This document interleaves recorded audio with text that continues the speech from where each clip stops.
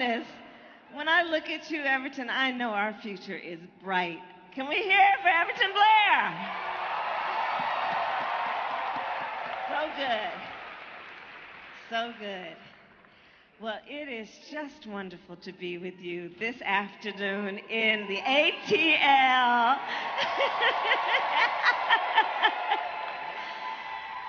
And to be here in one of the most significant and esteemed educational institutions in our country, Morehouse College. So I thank you all for this very, very warm welcome. I thank you, I thank you. And when I look out at this crowd of folks who have come out on a Sunday afternoon, when there are so many other things you could be doing with your time, one thing is clear to me. We are all here for the same reason. We love our country and are prepared to fight for the best of who we are. That's why we're here. That's why we're here. And I could not be more thankful for the generosity of your time and your spirit. So it was literally 7 weeks ago today that we announced our campaign in my hometown of Oakland, California.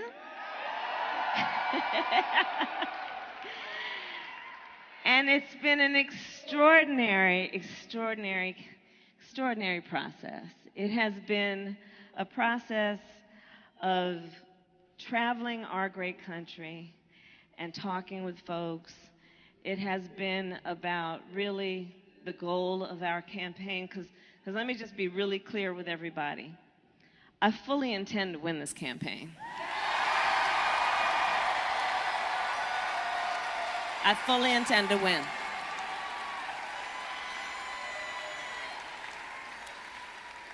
But a metric of our success will also be that at the end of this process, that we are relevant. That we are relevant. So this is a process that is about listening as much as it is about talking. It is about traveling around our country and engaging and being with folks. And I cannot thank you enough for being here this afternoon.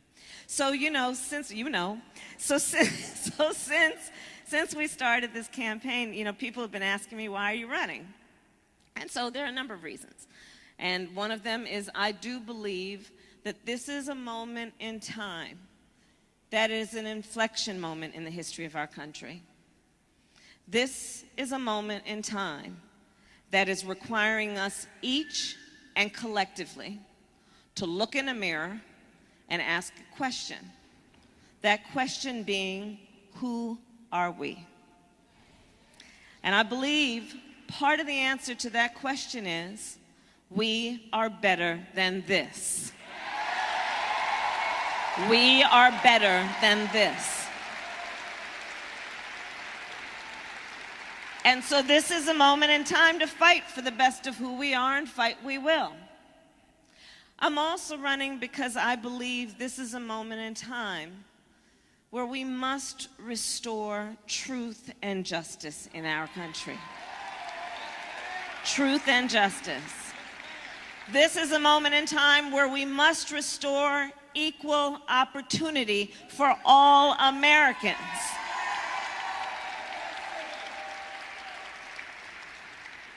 And then there's a more personal reason that I'm running, and it is this. So my sister Maya and I, we were raised by a mother who was all of 5 feet tall. But if you ever met our mother, you would have thought she was 7 feet tall. But she was the kind of parent who, if you ever came home complaining about something, the first thing she'd do is she'd look at you and say, well, what are you going to do about it? So I decided to run for president of the United States. There you go. There you go. So, a moment in time, truth and justice. So here's how I think about that. When we talk about truth, especially these last couple of years. Certainly we think about truth as opposed to untruths, right? The mischaracterization of truth. There is that piece of it, but there's another piece of it, which is this. Traveling our country, I can tell you what you already know. There are a lot of folks in our country right now who are extremely distrustful of our government, its institutions, and leaders. And the thing about a relationship of trust is that the nature of a relationship of trust is such that it is a reciprocal relationship, right? You give and you receive trust. And one of the most important ingredients in trust is truth. But there's a funny thing about truth. Speaking truth can often make people quite uncomfortable. And for those of us who speak behind a microphone and often behind a podium, there is an incentive that when we speak, we will make everybody feel happy. We will speak words that make you feel lovely. We'll sprinkle lovely dust all over the room. Everyone will applaud and job will have been done. Well, speaking truth doesn't always accomplish that goal. But there's another thing about speaking truth. Yes, people may walk away from that conversation thinking, I didn't particularly like what I had to hear. But they will also walk away from that conversation knowing it was an honest conversation. So this is a moment in time where we must, and leaders must, speak truth.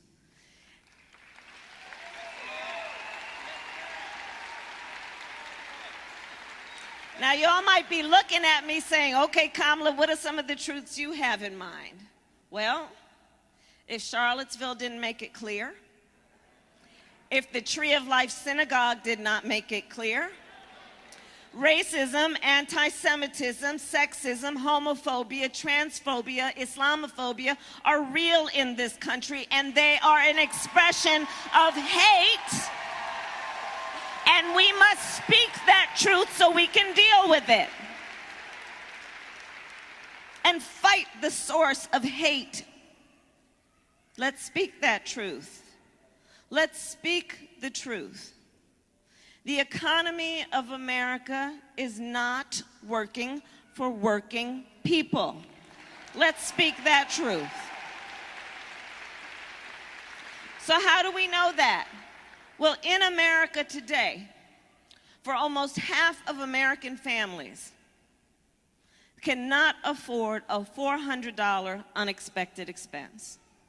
Almost half of American families cannot afford a $400 unexpected expense. That could be the car breaking down. That could be an unexpected hospital bill. In America today, in 99% of the counties in our country, if you are a minimum wage worker working full-time, you cannot afford market rate for a one-bedroom apartment. That's the truth about America today. Last year, as a matter of fact, 12 million Americans took out, on average, a $400 loan from the payday lender at an interest rate often of over 300%. These are the truths about America today, which is why I am proposing what economists have described as what would be the most significant middle-class tax cut in generations.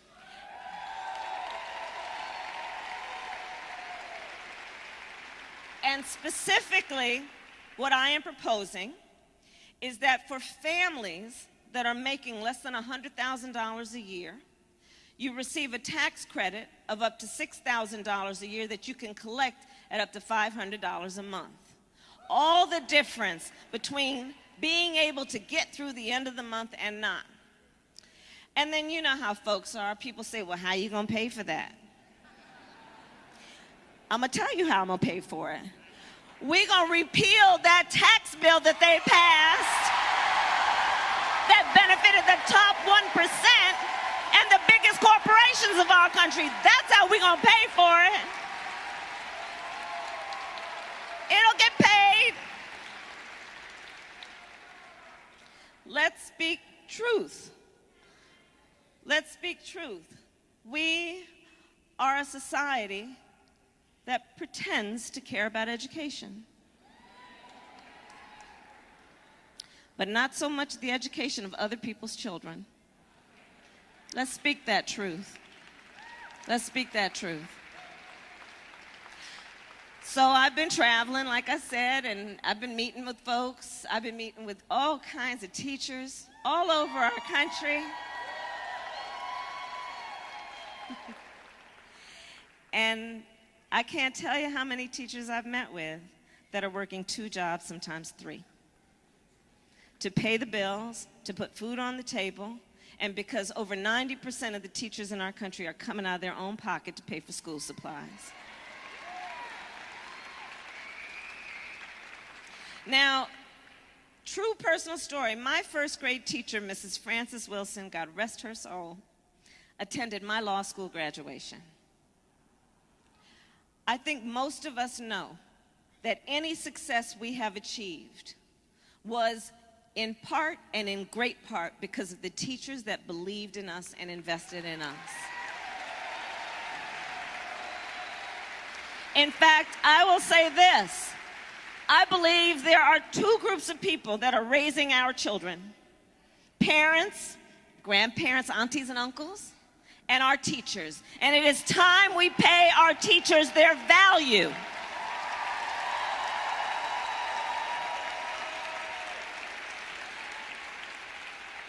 Because to put a fine point on it, you can judge a society, I believe, based on the way it treats its children.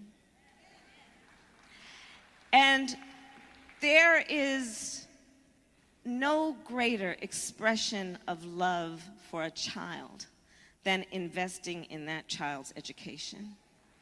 And the people who will be implementing that education are our teachers. Let's pay them for their value.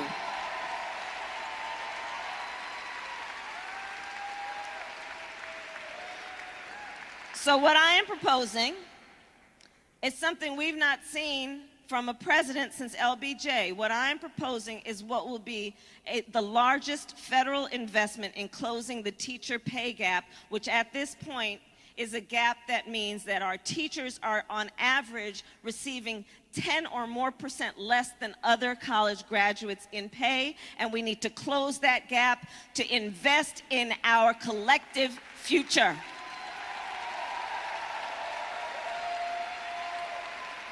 It's real simple. Let's speak truth. Climate change is real. Now, it's a shame we have to say it that way, right? It's a shame we have to say it that way. But the problem with the matter, which is a serious matter,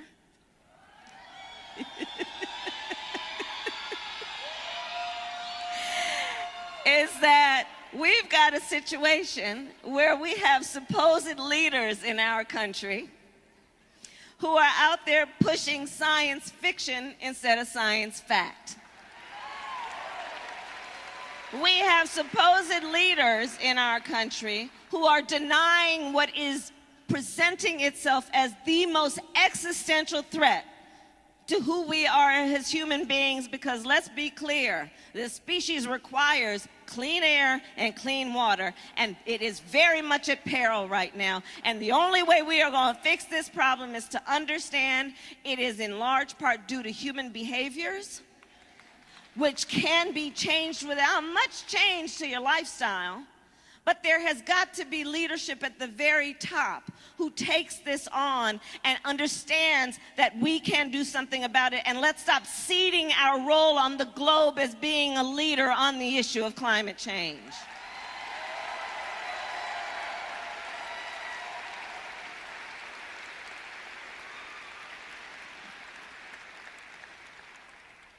Let's speak truth.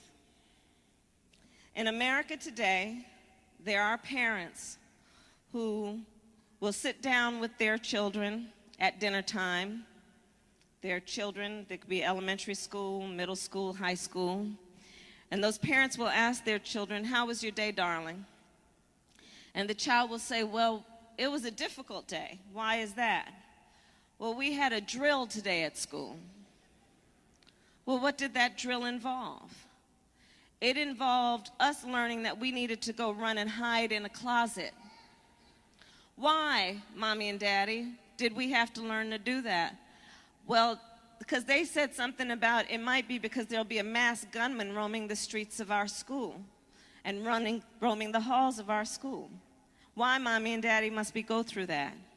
And those parents have to then look at that child and say, "Well, it's because supposed leaders in Washington, D.C. have failed to have the courage to reject a false choice, have failed to have the courage to reject a false choice which suggests you're either in favor of the Second Amendment or you want to take everyone's guns away. It's a false choice. It is because people in Washington, D.C., supposed leaders, have failed to have the courage to understand. I'm fine with everybody going hunting who wants to go hunting, but we also must have the courage to have reasonable gun safety laws, including universal background checks.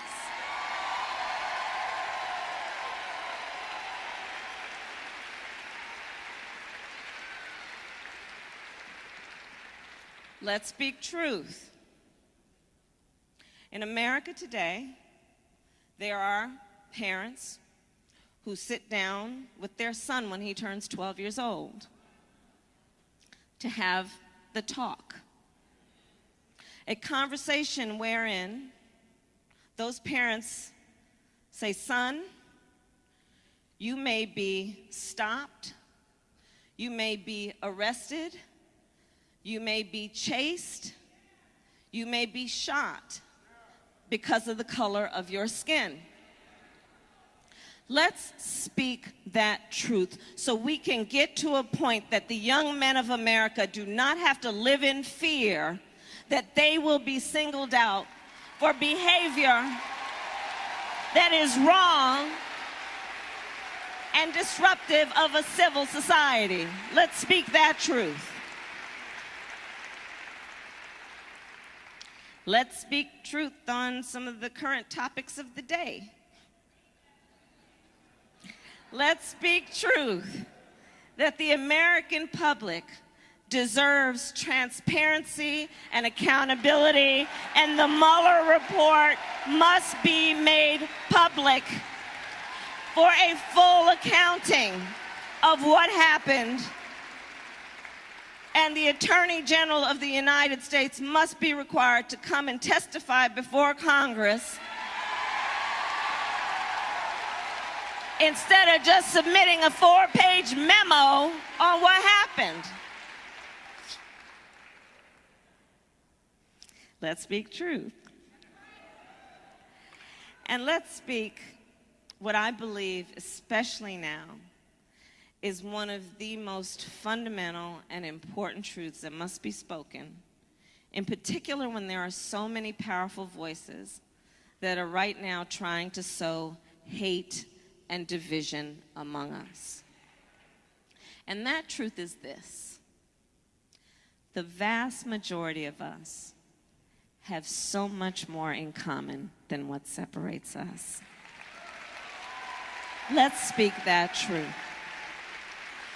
And let's speak that truth in a way that it comes from our hearts, from our soul, from our mind. Let's know that truth.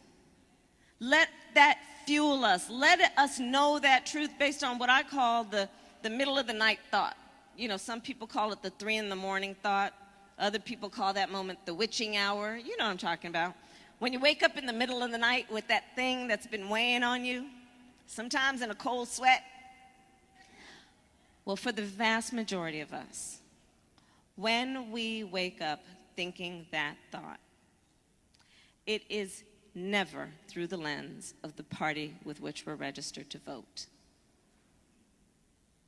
For the vast majority of us, when we wake up thinking that thought, it is never through the lens of some demographic a pollster put us in. And for the vast majority of us, when we wake up thinking that thought, it has to do with one of just a very few things: our personal health, the health of our children or our parents. For so many Americans, can I get a job, keep a job, pay the bills by the end of the month, retire with dignity? For our students, can I pay off those student loans? I know. For so many people in our country, can I help my family member get off their opioid addiction? The vast majority of us have so much more in common than what separates us. And so, Atlanta, what I say is this: as we march toward 2020, let's not buy what people are trying to sell us when they're trying to get us to point fingers at each other. Let's not buy that. Let's reject that. Let's reject that. As we march toward 2020, let's do it with a spirit that recognizes that part of the strength of who we are as a nation, part of our culture, is we are an aspirational nation. We are an aspirational people. We are a nation that was founded on noble ideals. Those ideals that were present when we wrote the Constitution of the United States and all of its amendments, and the Bill of Rights and the Declaration of Independence, and those words we spoke in 1776, that we are all and should be treated that way. We are aspirational by nature. We are also clear-eyed. We've not yet met those ideals. But our strength is that we will fight to get there. Let's not give that up. Let's fight to get there. Let's fight to get there. Let's do this understanding that this is a moment in time that is requiring so much of each of us. But we are a great people. We are a nation full of incredible people who are dedicated to our future. And so in this inflection moment, let's remember, it will pass. This inflection moment will pass. We'll get beyond this. And years from now, our children, our grandchildren, others, they're going to look in our eyes, each one of us, and they will ask us, where were you at that inflection moment? And what we're going to be able to say was, well, there was a Sunday afternoon at Morehouse.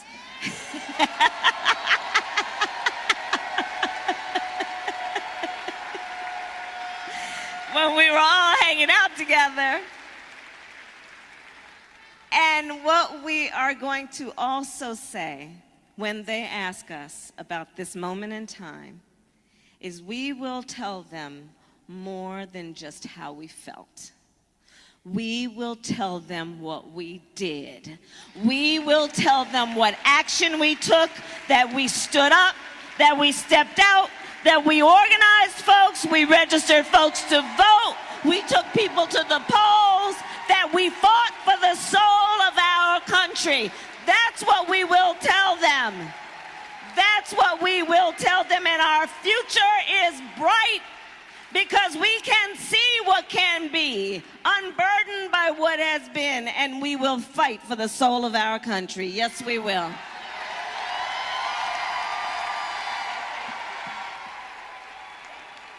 I thank you.